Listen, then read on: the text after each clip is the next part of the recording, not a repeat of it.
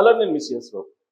మాజీ మంత్రి రోజా ఆవిడ ప్రస్తుతం క్యాబినెట్లో ఉన్నటువంటి రాయలసీమ ప్రాంతానికి చెందినటువంటి ఒక మంత్రిని కలిశారు అనేది సోషల్ మీడియాలో వైరల్ అవుతున్నటువంటి న్యూస్. మరి కలిస్తే ఏంటి అనుకోవచ్చు. బద్ధ శత్రువుగా, రాజకీయ ప్రత్యర్థిగా కాకుండా బద్ధ శత్రువుగా తెలుగుదేశం పార్టీకి కనిపించేటువంటి లీడర్లలో రోజా గారు ఒకరు. ఎందుకంటే చంద్రబాబు నాయుడు గారి ఫ్యామిలీని కానీ తెలుగుదేశం పార్టీని కానీ ఆవిడ ఏ రేంజ్లో విమర్శించారో అందరికీ గుర్తుండే ఉంటుంది. తెలుగుదేశం పార్టీలో ఆవిడ దాదాపు 10 సంవత్సరాల పాటు పనిచేశారు. సుదీర్ఘంగా పనిచేసినటువంటి ఆవిడ రాజకీయ ప్రస్థానమే తెలుగుదేశంలో స్టార్ట్ అయింది ఆవిడది. తెలుగుదేశం పార్టీలో అనేక మందితోటి పరిచయాలు ఉన్నాయి. చంద్రబాబు నాయుడు గారి ఫ్యామిలీతో కూడా పరిచయాలు ఉన్నాయి ఒకప్పుడు. తెలుగుదేశం పార్టీ గురించి కానీ చంద్రబాబు నాయుడు గారి ఫ్యామిలీ గురించి కానీ బాగా తెలిసినటువంటి లీడర్లలో ఆవిడ కూడా ఉంటారు. మరి ఆవిడ కాంగ్రెస్ పార్టీకి వెళ్ళారు రాజశేఖర రెడ్డి గారు బతికున్న రోజుల్లో. ఈవిడ వెళ్ళినగానే రాజశేఖర రెడ్డి గారు హెలికాప్టర్ ప్రమాదంలో చనిపోయారు. ఆ తర్వాత కాంగ్రెస్ పార్టీ నుంచి వైఎస్ఆర్ కాంగ్రెస్ పార్టీకి వెళ్ళారు. ఇక అక్కడి నుంచి చంద్రబాబు గారిని తెలుగుదేశం పార్టీని టార్గెట్ చేస్తూ వచ్చారు ఆవిడ. ఎంత టార్గెట్ చేస్తే చంద్రబాబు గారి ఫ్యామిలీని, చంద్రబాబు గారి సామాజిక వర్గాన్ని ఆ రేంజ్లో జగన్మోహన్ రెడ్డి గారు ప్రాధాన్యత ఇస్తారు అనేది వైఎస్ఆర్ కాంగ్రెస్ పార్టీలో ఎక్కువ మందికి ఉన్నటువంటి అభిప్రాయం. ఆ పార్టీ నుంచి బయటకు వచ్చినటువంటి వాళ్ళు అనేక సందర్భాల్లో ఇదే విషయాన్ని చెప్పారు. అందుకేనేమో బహుశా రోజా గారు హద్దులు దాటి విమర్శలు చేశారు, హద్దులు దాటి మాట్లాడారు. మానవ సంబంధాల గురించి మాట్లాడారు, ఇంట్లో ఉండేటువంటి సంబంధాల గురించి మాట్లాడారు. మంత్రిగా ఉంటూ కూడా ఆవిడ అన్పార్లమెంటరీ వర్డ్స్ తోటి కొన్ని ప్రెస్ మీట్లలో ఆవిడ మాట్లాడటం జరిగింది.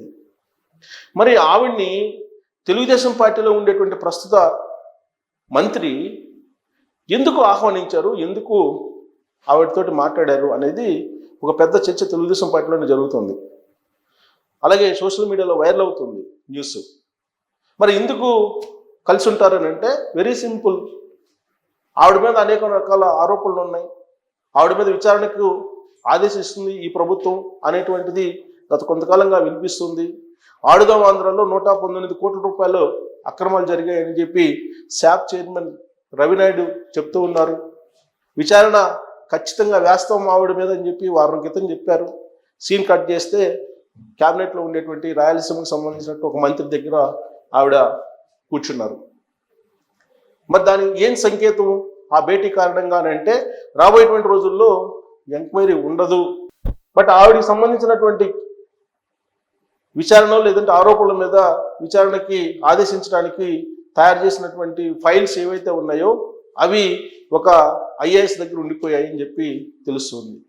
ఆ ఐఏఎస్ ఇప్పుడున్నటువంటి ప్రభుత్వంలో కీలక రోల్ పోషిస్తూ ఉన్నారు. మరి ఆయన్ని కాదని ఆ ఫైల్స్ దాటి ముందుకెళ్ళేటువంటి అవకాశం లేదు. అవి దాటి వెళ్తేనే విచారణకి అవకాశం ఉంటుంది. కాబట్టి ఇప్పటి వరకు కూడా ఆవిడ మీద విచారణ వేయకపోవడానికి కారణం ఫైల్స్ అన్నీ ఒక ఐఏఎస్ దగ్గర ఉండిపోవటమే. ఆ ఐఏఎస్ రోజా గారికి ప్రాధాన్యత ఇస్తూ ఉన్నారు. రోజా గారితో ఆయనకు ఉన్నటువంటి కొన్ని పరిచయాల కారణంగా ఆ ఫైల్స్ని విచారణ దశకు వెళ్లకుండా హోల్డ్ చేశారు అనేటువంటిది కూడా చాలా కాలంగా వినిపిస్తూ ఉంది. మరి ఆయనేమో అమరావతిలో ఉండి చక్రం తిప్పుతున్నారు ఐఏఎస్, మరోవైపు మంత్రితోటి భేటీ అయి ఉన్నారు. ఇలాంటి క్రమంలో ఒక మంత్రిని, ఒక ఐఏఎస్ని కాదని రోజా గారి మీద విచారణకు ఆదేశించేటువంటి అవకాశం ఉందా అని అంటే బహుశా లేకపోవచ్చు అని అంటున్నారు. ఒకవేళ ఉన్నప్పటికీ కూడా అలాంటి పరిస్థితులు ఉన్నాయని చెప్పి ఆవిడకి అనుమానం వస్తే ఫర్దర్ స్టెప్ వేసేటువంటి అవకాశం ఉంది. తెలుగుదేశం పార్టీలో కీలకమైనటువంటి లీడర్లతోటి ఆవిడ టచ్లో ఉన్నారు. తెలుగుదేశం పార్టీ వాళ్ళతో మాట్లాడుతున్నారు, కీలకమైనటువంటి వాళ్ళతోటి. కాబట్టి ఆవిడ ఈ మధ్యకాలంలో ఎక్కడా కూడా తెలుగుదేశం పార్టీని, చంద్రబాబు గారిని కానీ లేదా ప్రభుత్వాన్ని కానీ టార్గెట్ చేసి మాట్లాడలేదు. స్లో అయిపోయారు, టంగ్ స్లిప్ కావట్లేదు, అదుపులో పెట్టుకున్నారు టంగ్ని. దీనికి కారణం ఏంటంటే ఆవిడ మీద విచారణ లేకుండా విచారణకు ఆదేశించకుండా ఈ ప్రభుత్వం ఉంటుంది అనేటువంటి కారణంతో స్తబ్దుగా ఉంటున్నారు ఈ మధ్య అని చెప్పి వినిపిస్తుంది. మరొక ప్రచారం ఏంటంటే వైఎస్ఆర్ కాంగ్రెస్ పార్టీ ఆవిడ్ని పక్కకు పంపించేటువంటి అవకాశం ఉంది. అందుకే గాలి ముద్దుకృష్ణనాయుడికి సంబంధించినటువంటి మరొక కుమారుణ్ణి వైఎస్ఆర్ కాంగ్రెస్ పార్టీలో చేర్చుకుంటున్నారు అని చెప్పి ఒక న్యూస్ వచ్చింది. ఇప్పుడు ఆల్రెడీ ముద్దుకృష్ణనాయుడికి సంబంధించిన కుమారుడు ఎమ్మెల్యే తెలుగుదేశం పార్టీలో, ఆ ఎమ్మెల్యే బ్రదరు ఇటీవల కాలంలో జగన్మోహన్ రెడ్డి గారిని కలిశారు. నగరి వైఎస్ఆర్ కాంగ్రెస్ పార్టీ ఇన్ఛార్జ్ బాధ్యతలను ఆయన ఆశిస్తున్నారు అనేటువంటి న్యూస్ కూడా వచ్చింది. జగన్మోహన్ రెడ్డి ముద్దుకృష్ణనాయుడు గారి కుమారుడితోటి భేటీ కావడం అనేది రోజా గారికి తెలియదు. మీడియాలో న్యూస్ వచ్చిన తర్వాత తెలుసుకొని ఆవిడ మనస్తాపానికి గురయ్యారు అనేది కూడా అందరికీ తెలిసినటువంటి అంశమే. ఆ తర్వాత జగన్మోహన్ రెడ్డి గారిని కలిసి మాట్లాడినటువంటి దాఖలాలు లేవు. పైగా జగన్మోహన్ రెడ్డి గారు కూడా ఆవిడని పిలిచి అక్కడ ఉన్నటువంటి రాజకీయ పరిస్థితుల గురించి ఎక్కడ కూడా సమీక్షించలేదు. నగరి నియోజకవర్గానికి సంబంధించి నాయకత్వాన్ని మార్చాలి అనేటువంటి ఆలోచన వైఎస్ఆర్ కాంగ్రెస్ పార్టీ చాలా కాలం నుంచి చేస్తూ ఉంది. దానికి కారణం ఏంటంటే రోజా గారి యొక్క నాయకత్వాన్ని వ్యతిరేకించేటువంటి వాళ్ళు వైఎస్ఆర్ కాంగ్రెస్ పార్టీలో అనేక మంది నగరంలో ఉన్నారు. ఆ కారణం చేత ఇన్ఛార్జ్ బాధ్యతల నుంచి ఆవిడని తప్పించి ముద్దుకృష్ణనాయుడు గారి కుమారుడికి ఇవ్వాలి అనేటువంటి ఆలోచన జగన్మోహన్ రెడ్డి గారు చేస్తున్నారు అనేది బాగా నగర్లో చక్కర్లు కొడుతున్నటువంటి న్యూస్. దాంతో ప్రత్యామ్నాయ మార్గాలను రోజా గారు చూసుకుంటున్నారు. ఆవిడ మళ్ళీ తెలుగుదేశం పార్టీలోకి రావాలి అనేటువంటి ప్రయత్నం కొంతమంది ద్వారా చేస్తున్నారు అనేది కూడా వినిపిస్తుంది. కానీ తెలుగుదేశం పార్టీకి సంబంధించి డోర్స్ పర్మనెంట్గా ఆవిడికి క్లోజ్ అయిపోయాయి అనేది కూడా వినిపిస్తుంది.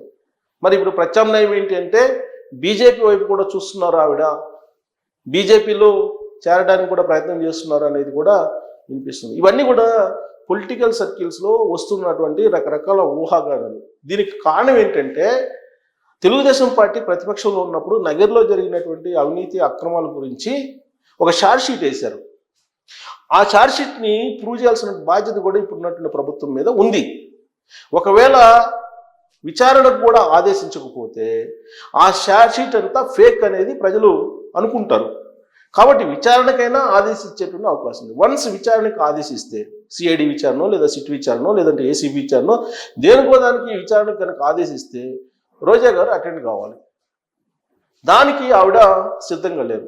అందుకే ప్రత్యామ్నాయ మార్గాలు ఆవిడకు ఉన్నటువంటి పరిచయాలన్నింటినీ కూడా ఉపయోగించి ఆవిడ కొంతమంది ఐఏఎస్ల ద్వారా అలాగే ఇప్పుడు క్యాబినెట్లో ఉన్న ఒక మంత్రి ద్వారా ఇట్లా రకరకాలుగా ప్రయత్నాలు చేస్తూ విచారణని లేదంటే విచారణకు ఆదేశించడాన్ని ఆవిడని ఆపుకునేటువంటి ప్రయత్నం చేస్తున్నటువంటి క్రమంలోనే ఈ భేటీ అని చెప్పి తెలుస్తోంది. మరి అంతవరకు పరిమితమా లేదంటే వైఎస్ఆర్ కాంగ్రెస్ పార్టీ నుంచి బయటకు వచ్చి పార్టీ మారేటువంటి అవకాశం ఉందా? ఆవిడ ఏ ఉద్దేశంతో మంత్రిని అలాగే ఐఏఎస్ తోటి ఆవిడ లైజనింగ్ చేస్తున్నారు? నిజంగానే రవినాయుడు చెప్పినట్టు 119 కోట్లకు సంబంధించినటువంటి విచారణ ఆవిడ మీద జరిగేదానికి ఛాన్స్ ఉందా అనే దాని మీద మీరు కామెంట్ చేయొచ్చు. Thank you.